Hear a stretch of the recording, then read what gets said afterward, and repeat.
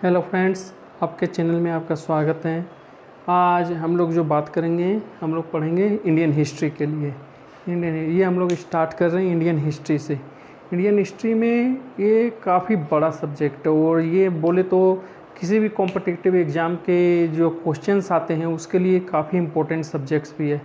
और अगर आप इंडियन हिस्ट्री काफ़ी अच्छी तरह से पढ़े हुए हैं तो आप सभी सवालों को सॉल्व कर सकते हैं, नहीं तो आपको काफ़ी परेशानी आएगी। हम लोग स्टार्ट करते हैं फिर भी इंडियन हिस्ट्री से। भी देश के इतिहास में इंडियन हिस्ट्री का काफ़ी इम्पोर्टेंस होता है और हिस्ट्री में भी अगर हम लोग जानें तो भौगोलिक पृष्ठभूमि होती है, जो भौगोलिक स्थिति होती है किसी भी देश की, उसके इतिहास पर काफ़ी उसका इफेक्ट पड़ता है, काफ़ी प्रभाव पड़ता है।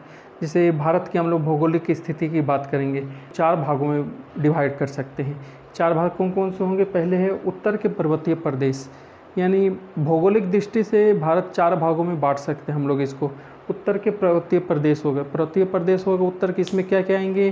कुमायूं, उत्तरांचल, हिमाचल प्रदेश, नेपाल के एरिए, नेपाल का जो स्थिति है, भूटान, सिक्किम, अरुणाचल प्रदेश, ये सारे उत्तर प्रदेश से उत्तर के पर्वतीय प्रदेश में आएंगे। और दूसरी हम लोग बात करेंगे तो ये उत्तर का मैदान है। भारत के दृष्टिकोण से उत्तर का मैदान सबसे इम्पोर्टेंट है। क्यों? क्योंकि यहाँ पर सबसे बड़ा विशाल मैदान है और इस पर काफ़ी उपजाऊ है। ये आप जानते हैं गंगा यमुना नदी यहाँ पे काफ़ी बड़े मैदानी इलाका बनाई हुई है और उसी मैदानी इलाके से ये काफ़ी उपजाऊ है। ये काफ़ी इम्पोर्टेंस रखता है भारत के, अगर हम लोग बात करेंगे भारत के मैदानी इलाके की। और तीसरा हम लोग बात करेंगे मध्य भारत एवं दक्षिणी पठारी भाग। मध्य भारत एवं दक्षिणी पठारी भाग के हम लोग क्या बोल सकते हैं? मध्य भारत एवं दक्षिणी पठारी भाग के लिए हम लोग क्या बोल सकते हैं? हम लोग ये बोल सकते हैं कि इसमें आती है, जैसे विंध्याचल पर्वत है। विंध्याचल पर्वत भारत को 2 भागों में विभाजित कर दिया है विंध्याचल पर्वत ने। एक है उत्तरी भारत, एक है दक्षिणी भारत। और अगर हम लोग बात करेंगे इन नदियों की तो नर्मदा और ताप्ती नदियाँ हैं। नर्मदा और ताप्ती जो नदियाँ हैं वो पूर्व से पश्चिम की ओर बहती है और बाकी सभी नदियां हैं जो पश्चिम से पूर्व की ओर बहती है। जो अरब सागर में गिरती है, नर्मदा और ताप्ती जो अरब सागर में गिरती हैं, और जो बाकी नदियां हैं वो बंगाल की खाड़ी में गिरती है। ये एक क्वेश्चन आप नोट करिएगा, ये क्वेश्चन बहुत बार आते हैं, कौन सी ऐसी नदियाँ हैं भारत में जो पूर्व से पश्चिम की ओर बहती है? तो सिर्फ 2 ही, नर्मदा और ताप्ती नदियाँ हैं पूर्व से और पश्चिम की ओर बहती हैं, और बाकी सभी नदियाँ पश्चिम से पूर्व की ओर आती है। ये काफ़ी इंपॉर्टेंट सवाल होता है, एक ये क्वेश्चन जरूर आता है इंडियन हिस्ट्री में अगर हम लोग बात करेंगे। ज्योग्राफी भी आप बोल सकते हैं क्योंकि एक ज्योग्राफी का भी पार्ट हो जाता है। अच्छा चलिए अब हम लोग आगे बोलते हैं। ये दक्षिणी लंबे और संकरे मैदानी भाग, ये क्या हो गए? दक्षिणी और संकरे लंबाई मैदानी भाग। इसमें हम लोग बात करेंगे तो कृष्णा, गोदावरी, इसके मैदानी इलाके आ जाते हैं। ये नदियाँ भी काफ़ी बड़ा मैदान बनाती है जो मैदानी इलाके आ जाते हैं। ये करीब 1000 मील जितना लंबा होगा और भारत के सभी प्रमुख बंदरगाह इसी के आसपास, इसी के किनारे में है। क्योंकि साउथ में हम लोग देखेंगे एक तरफ बंगाल की खाड़ी है, फिर हिंद महासागर है, फिर अरब सागर है और सारी नदियाँ इसी के पास इसी में जाकर मिलती हैं आखिर। तो यहाँ पर भारत के काफ़ी बड़े बड़े बंदरगाह हैं, या पोर्ट बोल सकते हैं। भारत के काफ़ी बड़े बड़े पोर्ट है जिससे समुद्री व्यापार होता है।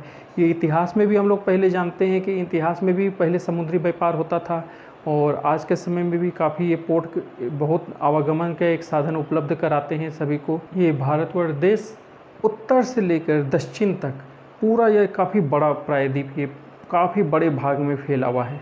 और जहाँ तक हम लोग बात करेंगे, कुछ लोग इसे इंडिया बोलते हैं। यूनानी थे, यूनानी ने इन्हें वर्ड दिया था इंडिया। यूनानियों जब यहाँ आए थे तो इसे इंडिया बोला गया था।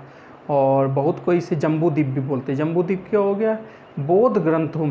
बौद्ध ग्रंथों में इसे जम्बूद्वीप बोला गया है। जम्बूद्वीप का मतलब वो होता है जहाँ पर ईसा पूर्व 3री शताब्दी में मौर्यों का शासन था, मौर्य वंश थे। और जहाँ तक हिंदू शब्द की बात है, ये हिंदू शब्द आया है सिंधु नदी से, सिंधु घाटी सभ्यता से।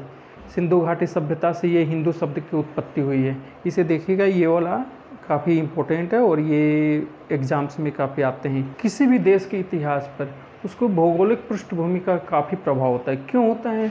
क्योंकि उसकी जो भौगोलिक स्थिति होती है उसी से पता चलता है कि भाई वो किस तरह से पुराने समय से लेकर अभी तक उसने विकास किया है, वो किस तरह उस पर कहीं बाहर से लोग आए।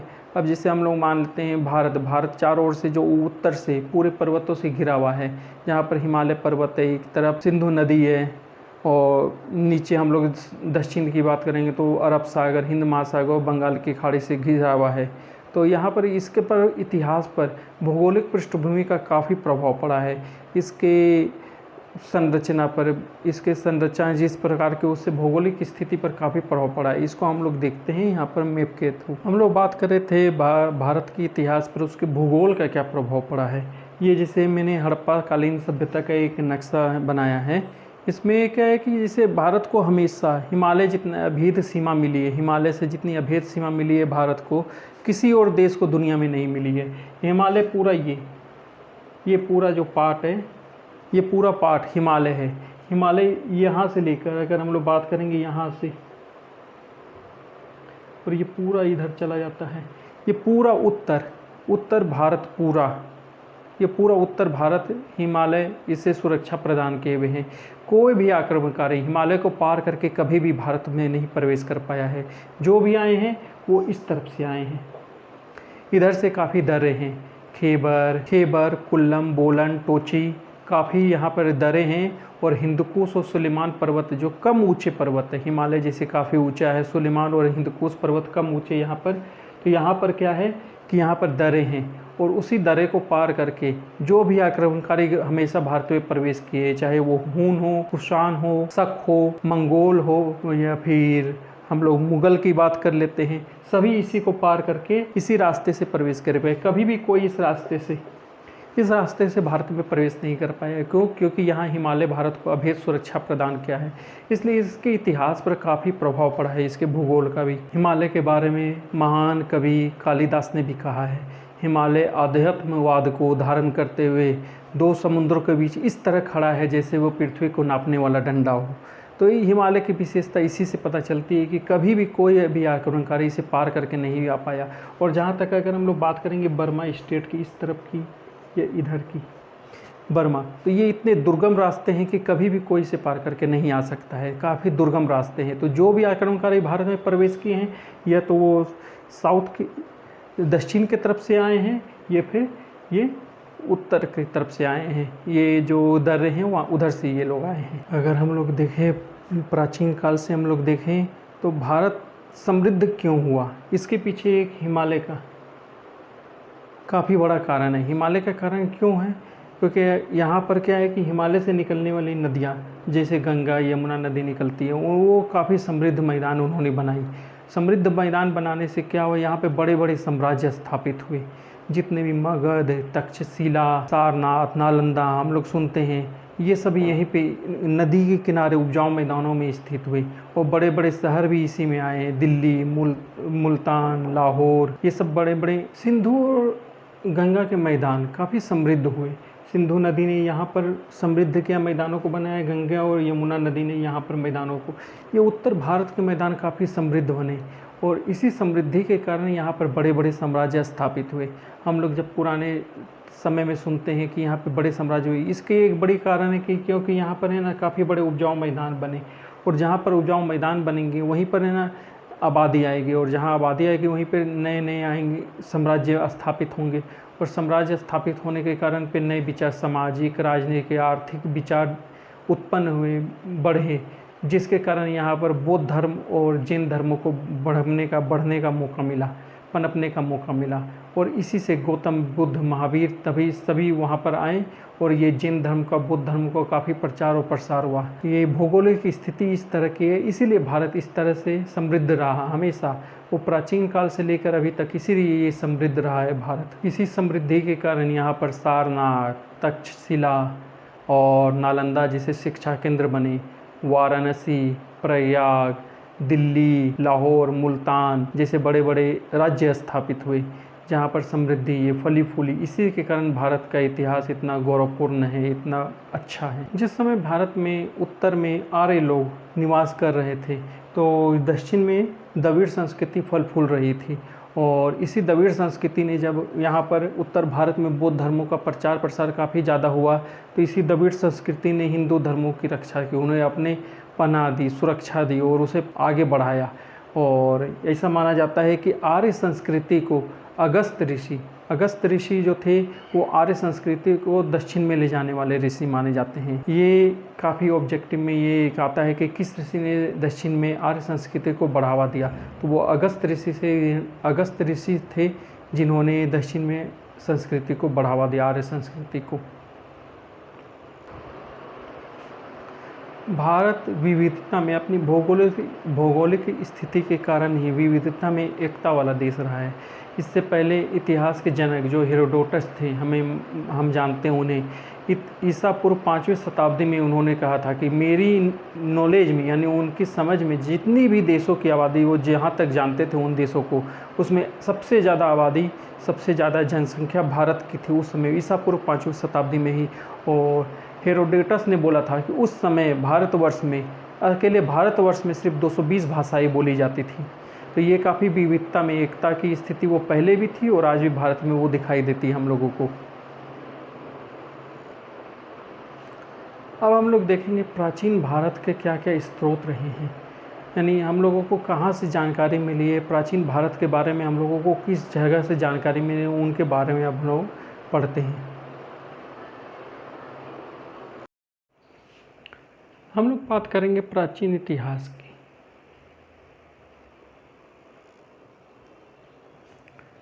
हम लोग बात करेंगे प्राचीन इतिहास की। आखिर प्राचीन इतिहास के बारे में कहाँ से जानकारी, कैसे जानकारी मिलती है, तो इसके कई स्रोत हैं जिसको हम लोग प्राचीन इतिहास के स्रोत बोल सकते हैं। जैसे धर्म ग्रंथ हो गए क्या, धर्म ग्रंथ जैसे सामवेद, ऋग्वेद, यजुर्वेद, इन सभी में सामाजिक, आर्थिक, राजनीतिक स्थिति का इतिहास के बारे में वर्णन किया गया है। वहाँ से हमें भारतीय इतिहास के बारे में पता चलता है। फिर हो गए आरण्यक क्या हो गए, आरण्यक हो गए जिन्हें वन में पढ़ा जाता था। ये जैसे एक छुपी हुई विद्या या छुपी हुई स्रोत बोल सकते हैं जिन्हें वन में पढ़ा जाता था, इसलिए इसे आरण्यक बोला गया। आरण्यक 7 तरह के होते हैं, जैसे जैमिनी, दूसरा ऐत्रेय, सांख्यायन, तैत्तिरीय, मैत्रेयी, माध्यान्ह, तालवकार। ये 7 आरण्यक हो गए। ये 7 आरण्यक से हमें भारतीय इतिहास के बारे में जानकारी मिलती है। और फिर हो गए उपनिषद हो गए, जहाँ हमें उपनिषद टोटल 108 उपनिषद है, लेकिन सभी अवेलेबल, सभी उपलब्ध नहीं है। फिर भी जितने उपनिषद है उसमें पुराने राजाओं के बारे में, महाराजाओं के राजनीतिक स्थिति, भारत की प्राचीन स्थिति क्या थी, किस तरह विकास हुआ है, ये सभी का वर्णन उसमें हम लोगों को मिलता है। और फिर इसके बाद देखेंगे स्मृतियाँ में भी हम लोगों को भारतीय इतिहास के बारे में प्राचीन जानकारियाँ मिलती है। स्मृतियाँ में भी काफ़ी डिस्क्राइब से काफ़ी विवरण दिया गया है भारतीय प्राचीन राजाओं के बारे में, उनके रहन सहन, किस तरह वो लोग, सामाजिक स्थिति वहाँ पर थी, कि राजनीतिक क्या थी स्थिति, राजनीतिक में क्या उनका पदवी, ये सब थी, उनके बारे में हमें इतिहास में उनके बारे में पता चलता है, राजाओं के बारे में। ये सभी जो पुरानी स्मृतियाँ या फिर इतिहासकारों के ग्रंथ, या फिर हम बोल सकते हैं कि धर्म ग्रंथ, ये पुरातात्विक जो खोजें होती हैं, जैसे हिंदू घाटी सभ्यता और हड़प्पा सभ्यता, सिंधुकालीन सभ्यता, हड़प्पा सभ्यता, ये जब हमें मिली तो हमें पुराने प्राचीन भारत के बारे में पता चला, और उसके बारे में पता चला तभी हम जान पाए कि भारत का इतिहास कितना समृद्ध है, कितना रिच। हम लोग बात करेंगे धर्म ग्रंथों में हम लोग बात करेंगे तो इसमें कौन कौन से आ जाते हैं, ऋग्वेद, यजुर्वेद, सामवेद, अथर्ववेद। तो ऋग्वेद का अर्थ क्या हो गया, ऋग्वेद का अर्थ हो गया है जो ज्ञान ऋचाओं में बंद हो, यानी जिसको पंक्तिबद्ध किया गया हो ज्ञान, वो ऋचाओं में बंद हो, वो ज्ञान को हम लोग ऋग्वेद नाम दिया गया है। इसमें काफ़ी बड़ा है ये। ऋग्वेद के बारे में हमें आर्यों के बारे में जानकारी मिलती है, आर्यों के बारे में हमें राजनीतिक, सामाजिक, आर्थिक स्थिति पता चलती है। ऋग्वेद में इसका वर्णन किया गया है। ऋग्वेद काफ़ी बड़ा है, इसमें 10 मंडल है, और जहाँ तक सूक्त की बात है तो 1028 सूक्त है इसमें।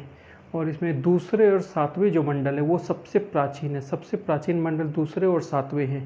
और जहाँ तक नए मंडलों की बात है, दूसरे और सातवें मंडल की जो ऋचाएँ हैं वो सबसे प्राचीन ऋचाएँ हैं ऋग्वेद की, और जो इसके पहले और 10वें मंडल है वो सबसे अंत में जोड़े गए हैं इसमें। और जो 8वें मंडल है, 8वें मंडल की जो ऋचाएँ हैं उसे खिल बोला जाता है। या आप ये ऋग्वेद के बारे में नोट कर सकते हैं। 1028 सूक्त हैं, 10 मंडल है, दूसरे और 7वें मंडल की ऋचाएँ सबसे पुरानी है, पहले और 10वें मंडल की ऋचाएँ सबसे नई है जो लास्ट में अंत में जोड़ी गई है। और जहाँ तक 8वें मंडल की ऋचाएँ हैं उन ऋचाओं का नाम खिल दिया गया है, इसलिए उसे खिल बोला जाता है। हम लोग अब बात करेंगे अर्थवेद। अर्थवेद की हम लोग बात करते हैं जिसे अथर्वा ऋषि ने लिखा था।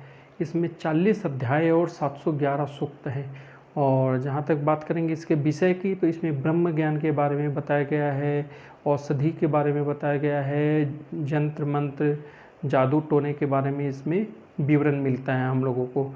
और जहाँ तक इसकी अध्यायों की बात है तो इसे 2 पार्ट में डिवाइड किया गया है, 2 भागों में विभाजित किया गया है। एक है पिप्पलाद और एक है सोमनाथ। सोमवेद में क्या है, सोम का अर्थ है गान, यानी इसमें जो मंत्र दिए गए हैं वो देवताओं की स्तुति के समय गान गाए जाते थे, गान में प्रयोग किए जाते थे। उसमें टोटल 1549 ऋचाएँ हैं, जिसमें से 75 ऋचाएँ सामवेद की खुद की है और बाकी जितनी भी ऋचाएँ वो ऋग्वेद से ली गई हैं। भारतीय इतिहास के संगीत इतिहास बोलेंगे हम लोग, अगर संगीत इतिहास में बोलेंगे तो सामवेद का काफ़ी महत्व है। सामवेद ने भारतीय संगीत इतिहास को काफ़ी बड़ा बनाने में, समृद्ध बनाने में काफ़ी अपना योगदान दिया है। उससे काफ़ी हमें सामवेद के बारे में, संगीत के बारे में पता चलता है। हम लोग यजुर्वेद की बात करेंगे तो